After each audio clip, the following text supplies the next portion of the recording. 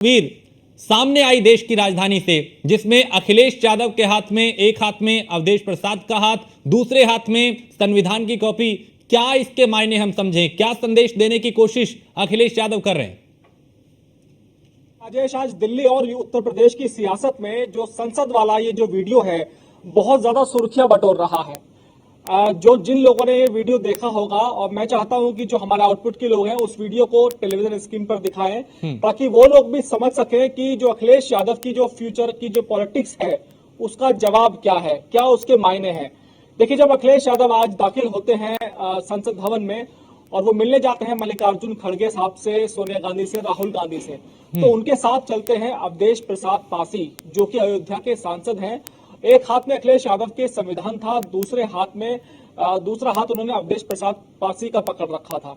तो कहीं ना कहीं अखिलेश यादव बहुत ज्यादा उत्साहित दिखाई दिए और पूरी की पूरी जो समाजवादी पार्टी है वो इन चुनावों से उत्तर प्रदेश में बहुत ज्यादा खुश है, क्योंकि जो समाजवादी पार्टी उत्तर प्रदेश में 2017 के बाद निराशाजनक प्रदर्शन लगातार कर रही थी, उसके लिए खुश होने का मौका था 2024 का लोकसभा चुनाव। अब आप समझिए इस वीडियो के मायने। देखिए, अखिलेश यादव ने जो पीडीए का फॉर्मूला उत्तर प्रदेश में लागू किया, कांग्रेस के साथ गठबंधन किया, उसने उसको जीत का मंत्र दे दिया कि भाई बीजेपी के साथ उनको मुकाबला कैसे करना है और बीजेपी के सामने उनको जीतना कैसे है। देखिए, ये जो चुनाव था, इस चुनाव में एक चीज साफ तौर पर दिखाई दी कि यहाँ पर जो चुनाव था ना विकास के मुद्दे पर लड़ा जा रहा था और ना ही ये जो चुनाव था धर्म के आधार पर लड़ा जाता। यहाँ पर जातीय चुनाव लड़ रही थी और जाति की जाति ही चुनाव थी। और अखिलेश यादव ने इस मामले को एक बार फिर से सच करके दिखा दिया। मुझे याद है, मैंने काफी किताब में पढ़ा है कि जब काशीराम की जो जातियों की थी, काशीराम ने ये जो मल्ला, नोनिया, मौर्य और जो पासी समाज, इसके अलावा और जितने ओबीसी समाज है, पिछड़े जातियां जो हैं, उनकी ताकत को काशीराम ने समझ लिया था और उसी ताकत के बल पर उन्होंने बसपा की उत्तर प्रदेश में सरकार बनवाई। लेकिन बाद में जो बसपा सुप्रीमो थी मायावती, इन जो जातियों की जो एक ताकत थी उसको सहेज नहीं पाई, जिसकी वजह से भारतीय जनता पार्टी की बात समझ में आ गई कि जो जातियों का ये जो समूह है, अगर ये भारतीय जनता पार्टी में जुड़ जाए तो उसको उत्तर प्रदेश में जीतने से कोई नहीं रोक सकता। मुझे याद है कि ओम माथुर जो बीजेपी के उस वक्त यहाँ पर प्रभारी थे, संगठन की तरफ से सुनील बंसल थे, तो उन्होंने जातियों में काम किया। उसका नतीजा देखने को मिला कि 2017 में भारतीय जनता पार्टी ने प्रचंड बहुमत यहाँ से हासिल किया। अब अखिलेश यादव देखिए 37 सांसद उनके जीत चुके हैं। आप देखिए, अखिलेश यादव ने पासी समाज को, मौर्य समाज को, मल्लाह समाज को, सभी को टिकट दिया और उसके बाद उनकी ये बात समझ में आ गई कि उनका जो उत्तर प्रदेश में वो चुनाव लड़ते थे केवल यादव और मुस्लिम के सहारे। अखिलेश यादव को जीतने में वहां दिक्कतों का सामना करना पड़ता था जहां पर उसके पास यादव और मुस्लिम के साथ प्लस करने के लिए वोट बैंक नहीं था। जहां पर ये वोट बैंक 50 से ऊपर जाता था, 50% से ऊपर, तो अखिलेश यादव चाहे विधायक का चुनाव हो या सांसद का चुनाव हो, ये लोग जीत जाते थे। लेकिन अब अखिलेश यादव ने की समझ में आ गया कि जो जातियों का गणित है, अगर उसको अपने फेवर में वो कर लेते हैं तो उनकी जो नैया है वो पार हो जाएगी। जो 2027 का जो चुनाव अब उत्तर प्रदेश में होने वाला है, तो कहीं ना कहीं अखिलेश यादव इसी फ्यूचर पॉलिटिक्स के जरिए ये मैसेज देना चाहते हैं उत्तर प्रदेश में सभी जातियों को कि समाजवादी पार्टी यानी कि जो पीडीए अब उन्होंने बनाया है, यही उत्तर प्रदेश में उनको न्याय दिलाएगा। संविधान हाथ में रखने का मतलब आप समझिए कि उत्तर प्रदेश में जो एक ये नारा चला भाजपा का 400 पार अब की बार, उसके बाद नैरेटिव सेट किया गया कांग्रेस और समाजवादी पार्टी की तरफ से कि अगर इनके 400 सीटें इनकी आ गई तो ये संविधान को खत्म कर देंगे। उस नैरेटिव ने कहीं ना कहीं समाजवादी पार्टी को और कांग्रेस को उत्तर प्रदेश में संजीवनी देने का काम किया। भारतीय जनता पार्टी ने बहुत कोशिश करी कि भाई ये संविधान वाला जो नैरेटिव है ये सेट ना हो पाए, लेकिन विपक्ष ने इसको सेट कर दिया। और अब अखिलेश यादव देखिए, चुनाव खत्म हो चुका है, लेकिन उसके बावजूद ना तो ये संविधान का हाथ छोड़ रहे हैं और ना ही पिछड़े समाज का। पासी अवधेश प्रसाद यादव पासी समाज से आते हैं, तो उनका हाथ पकड़कर कहीं ना कहीं तमाम जातियों को मैसेज देने की कोशिश अखिलेश यादव ने, राजेश, यहाँ पर की है। एक वीडियो में एक चीज मैं आपको और दिखाना चाहता हूँ कि अभी तक अखिलेश यादव पर आरोप लगते थे कि वो हमेशा अपने परिवार के लोगों को, अपनी जाति के लोगों को प्राथमिकता देते थे। लेकिन इस वीडियो के जरिए आप देखिए कि अखिलेश यादव ने अवधेश प्रसाद को अपने साथ बिठाया आगे वाली कतार में, और जबकि उनकी पत्नी, उनके चाचा, उनके भाई पीछे वाली रो में बैठे हुए थे। तो ये भी कहीं ना कहीं अखिलेश यादव ने एक राजनीतिक संदेश देने की कोशिश की है। लेकिन यहाँ पर ये बात समझने वाली होगी। देखिए, अभी फिलहाल अखिलेश यादव उत्साहित जरूर दिखाई दे रहे हैं, लेकिन ये वही जातियां हैं जब ये जिसके कभी किसी के साथ कमिटेड होकर नहीं रहती। अगर आप देखिए, समाजवादी पार्टी की अगर हम बात करें तो वहाँ यादव वोट बैंक है, तो काफी हद तक यादव वोट बैंक भी समाजवादी पार्टी से छिटता।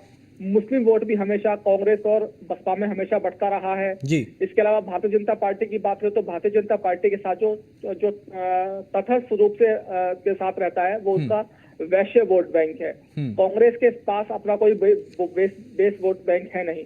तो आप समझिए कि अखिलेश यादव उत्साही जरूर दिखाई दे रहे हैं, लेकिन वो फ्यूचर में ये वोट बैंक उनके कितना साथ रहेगा, ये बहुत बड़ी बात होगी। जिस अवधेश प्रसाद पासी का जो हाथ पकड़कर हुआ है, पासी जो जाति है ये वोट बैंक, इसके बारे में भी कहा जाता है ये कि भाई ये कभी किसी का सगा नहीं रहा। ये वोट बैंक हमेशा ये वोट बैंक शिफ्ट होता रहा है। तो अखिलेश यादव फिलहाल इस फॉर्मूले को समझ गए हैं। बीजेपी के सामने लड़ना कैसे है ये उनकी समझ में आ गया है जी। लेकिन तारतम्यता कैसे वो इन सभी जातियों के बीच में बनाकर रखेंगे, ये देखने वाली बात होगी। ठीक है जी।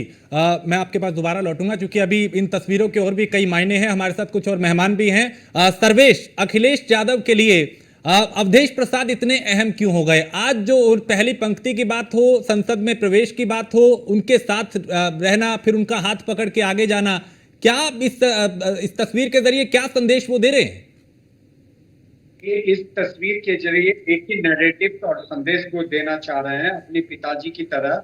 जिस तरीके से उनके पिताजी ने राम भक्तों पे गोली चलाई थी, तो जो अवधेश प्रसाद जी हैं वो फैजाबाद सीट जीत गए। यानी कि हिंदुओं के लिए जो ये है, जो राम मंदिर का बीजेपी सदा से मुद्दा बनाती आई, मतलब 1979 से, उसका ये कह रहे हैं कि मान मर्दन कर रहे हैं। ये फैजाबाद सीट जीत कर ये जो बीजेपी की जो एक वो है हिंदुत्व की राह पे चलने की बात करती है बीजेपी, उसका मान मर्दन कर रहे हैं। अगर अखिलेश यादव जी इतना ही उनको सम्मान देते हैं तो नेता को सदन में समाजवादी पार्टी का नेता घोषित कर दे।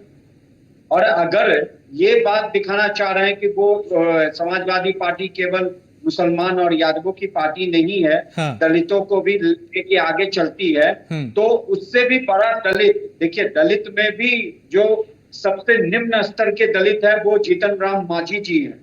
बीजेपी ने उसको कैबिनेट मंत्री बनाया। तो चाहे वो जितने भी ये लोग वो दे दे, क्या कहते हैं, सिंबल दे दे, संकेत दे दे, कल जो भारतीय इतिहास का सबसे काला दिन है, जिसे संविधान बचाने की ये बात कर रहे हैं, और जिस पार्टी ने संविधान को तार किया 25 जून को, और उस संविधान को बचाने के लिए इवन माननीय राम मनोहर लोहिया जी भी आए, मुलायम सिंह यादव उन्हीं के नाम पे पार्टी चलाते हैं। तो कम से कम संविधान को पहले अखिलेश यादव पढ़े, उस संविधान का लेकिन इस पूरे चुनाव में जो एक परसेप्शन उन्होंने बनाया वो तो कहीं ना कहीं सफल रहा ना। चाहे पीडीए की बात हो, चाहे संविधान को लेकर उन्होंने कहा हो कि भाई बीजेपी की 400 से ज्यादा सीटें आ गई तो संविधान बदल देंगे, खत्म कर देंगे। मैं आपके पास आता हूं पीयूष जी, क्योंकि पूरे चुनाव में एक परसेप्शन ये था अयोध्या को लेकर, भाई एक तरफ वो है जिन्होंने राम भक्तों पर गोली चलाई, दूसरी तरफ राम भक्त हैं, लेकिन अयोध्या के नतीजों ने क्या इस परसेप्शन को बदला है? और क्या अखिलेश यादव आज अवधेश प्रसाद का हाथ पकड़ के कोई उसी तरीके का संदेश दे रहे हैं? देखिए, निश्चित रूप से अजय जी, अयोध्या ने ये परसेप्शन, और मुझे लगता है कि बहुत से की कॉन्स्टिट्यूंसी जो है, बहुत सी संसद क्षेत्रों ने जो है ये परसेप्शन बदला है। और ये परसेप्शन बदला है क्योंकि लोगों ने अब जो है सांकेतिक रूप से आप कह लीजिए या धार्मिक रूप से जो धर्म की राजनीति है उसको नकार दिया है उन्होंने। और सबसे बड़ी बात है, देखिए अयोध्या का जो आज अगर अखिलेश जो हाथ पकड़ रहे हैं वहां के सांसद का, जो निर्वाचित सांसद का अवधेश जी का, तो ये बहुत बड़ा संदेश दे रहे हैं कि अयोध्या ने वो किया है जो राम की नगरी ने जो किया है, वो कि एक जो है कि जनरल सीट से एक पिछड़े जो जाति के कैंडिडेट को जो है उसने जिताया है। ये एक बहुत बड़ा संदेश है। ये वही राम राज्य वाली बात है, अयोध्या का यही असली संदेश है। और इसको हाईलाइट करने के लिए उन्होंने अवधेश जी का वो हाथ पकड़ा और सामने लेके आए कि एक जनरल सीट से एक पिछड़ा वर्ग का आदमी जीता है।